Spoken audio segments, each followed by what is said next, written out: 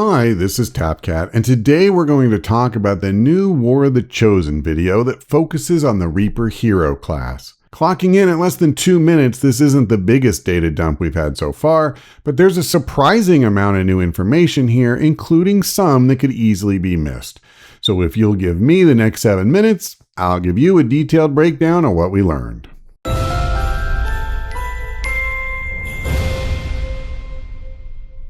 I never thought I'd be glad to listen to Bradford, but after watching the Assassin video, it was actually nice to hear him giving the rundown on the Reaper. He describes it as a stealth class without sacrificing power. While that might be true, it barely scratches the surface of a class with a mix of abilities that has traces of the Ranger, Sharpshooter, and Grenadier all at once. The Reaper has a special form of concealment called Shadow, and while concealed, the Reaper can move 50% faster and enemies will have a smaller detection radius. Based on what we already knew, that radius can be as small as a single tile. When taking an action like shooting, there's a percentage chance of being revealed, but of course, that means you may well stay concealed depending on the whims of RN Jesus. May all praise its name. The example in the trailer showed a 50% chance of being revealed after a shot, but we don't know if that'll be consistent. And we do know taking another shot will increase the likelihood of breaking shadow concealment. So we won't be able to simply unleash the Reaper like an invisible angel of death, clearing the map of all enemies single-handedly while they spend their last moments frantically searching for the source of those gunshots 20 feet away. One attack that definitely won't give your position away is throwing a claymore mine. And we'll have two ways to take advantage of that. First, you can pick an empty tile and toss it there. Any soldier in your squad can trigger it with a shot that's a guaranteed hit. Alternatively, throw it on an enemy and the next time it takes damage, boom! With any luck, the combination of the shot and explosion will have a good chance of taking out enemies that don't have exceptionally high health. And while it's not a big surprise, the video does confirm that the mine shreds armor, so that won't hurt its usefulness at all either. One thing I'm curious about is the language in the game to describe Shadow. Here's a direct quote. It only has a chance to break after taking actions. Consecutive actions increase the chance of being revealed. Well, movement is an action. Does that mean that moving has a chance to reveal a Reaper? And does moving twice consecutively carry an even bigger risk? It seems like that would undermine the whole point of this ability. So I'm guessing that either movement's an exception altogether, or that it would have only a small chance of revealing you. Now, one thing I've been puzzled about up till now is why a stealth class with increased mobility appeared to be holding a sniper rifle that can't be fired after moving. Well, now it's confirmed that the Reaper has a vector rifle rather than the standard sniper model. And it's not said explicitly, but I'm willing to bet that the vector won't take both actions to fire.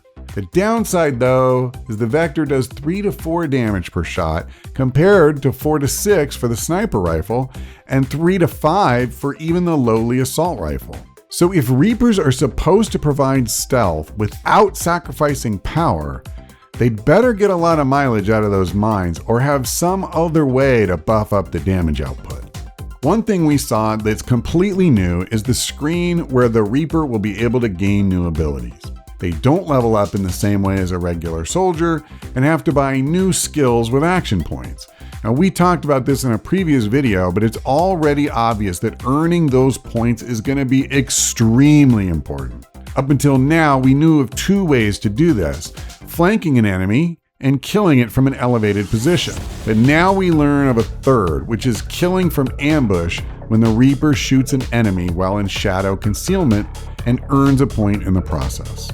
And what abilities can he buy? Well, we knew about Banish, which allows you to empty every bullet in your magazine at a single enemy. But now we see Sting, which will allow you to fire a shot while in shadow and be guaranteed not to break concealment. Distraction, which will put the Reaper back into shadow with a Claymore kill. Silent Killer reduces the chance of attacking with the Vector and having it break concealment. And finally, Remote Start, which not only lets the Reaper detonate any explosive he can see without revealing them, but it will also double its damage and double its blast radius. And while you consider that last ability, remember that one of the mission options available through the new SITREP system will be maps littered with high explosives. And what may be more interesting than the specific abilities is the screen we see for choosing them. There are no less than 4 tracks to pursue: Stealth, Saboteur, Marksman, and XCOM. And these are not all available each level. There's never more than 3, and often as few as 2. And it looks as though this Reaper has purchased both skills from the squatty level, rather than being forced to choose between them. It seems likely we'll have to buy at least one skill from the next highest rank though, before we could move on to the one after that. Another interesting question is whether that XCOM path would be available to all soldiers, regardless of class, or if it's limited to the heroes. Okay, let's be honest, I actually have the exact same question for most of this setup. Standard soldiers don't need to buy their abilities, but could they possibly get more options to choose from when leveling up? Will literally everyone on your squad have a chance to take squad sight, kill zone, and holo targeting? My best guess is that this won't happen, but it's kind of fun to think about. And that said, we already knew soldiers would have a chance to buy up to 4 random abilities similar to the one they would previously get free from the Advanced Warfare Center. But that doesn't explain why this sharpshooter has both Lightning Hands and Deadeye. Those are 2 abilities that you have to choose between at Sergeant.